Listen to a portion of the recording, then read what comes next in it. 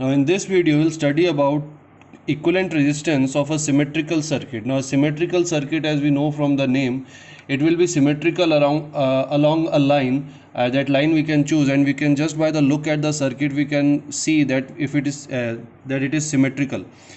So there is no fixed formula to solve the symmetrical circuits, but there is a fixed method which we can use and which involves the application of Kirchhoff's current law.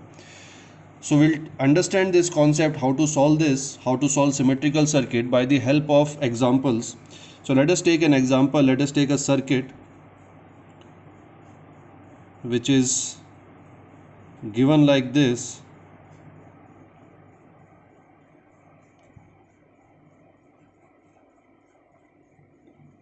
Between the terminals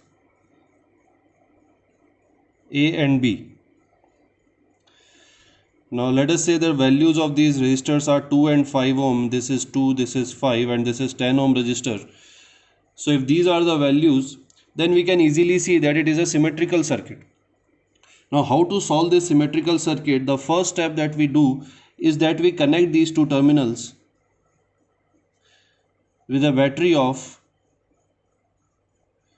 100 volt. Now why we are taking 100 volt? Just to make the calculations easier. It does not matter actually, the 100 volt makes the calculations easier, so we are taking it 100 volt. Now if this is 100 volt, then there will be 0 potential on this side and 100 potential on this side, so that the potential difference is equal to 100 minus 0, that is 100 volt of the battery. Now because of symmetry, we can see that the current that is entering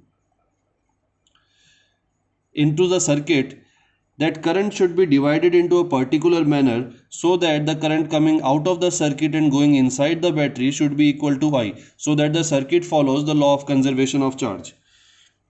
So let us say that this current I is going in the circuit, and at this junction I1 goes on the in this branch, and I minus I1 goes in this branch.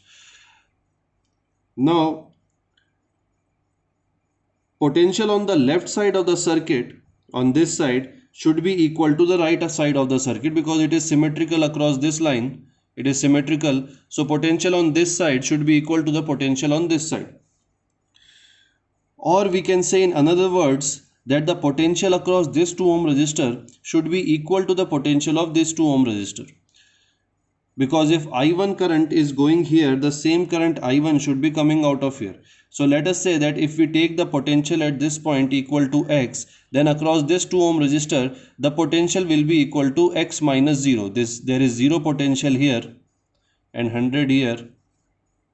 So potential across this 2 ohm resistor is X minus 0, and same potential should occur here because the current current passing through these resistors is same. So there across this resistor also the potential should be equal to X, because here it is X, so here it also should be equal to X. Now this will be X if the potential at this point is equal to 100 minus X. Then the potential across 2 ohm resistor will be equal to 100 minus of 100 minus X, in which 100 will get cancelled and all the potential that is left will be X. So same logic we can apply on 5 ohm resistors also. Now if we apply KCL on these junctions, let us say we apply KCL, Kirchhoff current law, on X on this point, then there are 3 branches going out of X, and we can say that there are 3 currents going in each branch in outward direction. Then the value of each current will be equal to the value of this across the value of current passing through 2 ohm resistor will be equal to X minus 0 upon 2. In this branch it will be equal to X minus 100 minus X upon 10, and in this branch it will be equal to X minus 100 upon 5, and this should be equal to 0. Now if we solve this, we can get the value of X, which will come out to be 100 by 3 volts.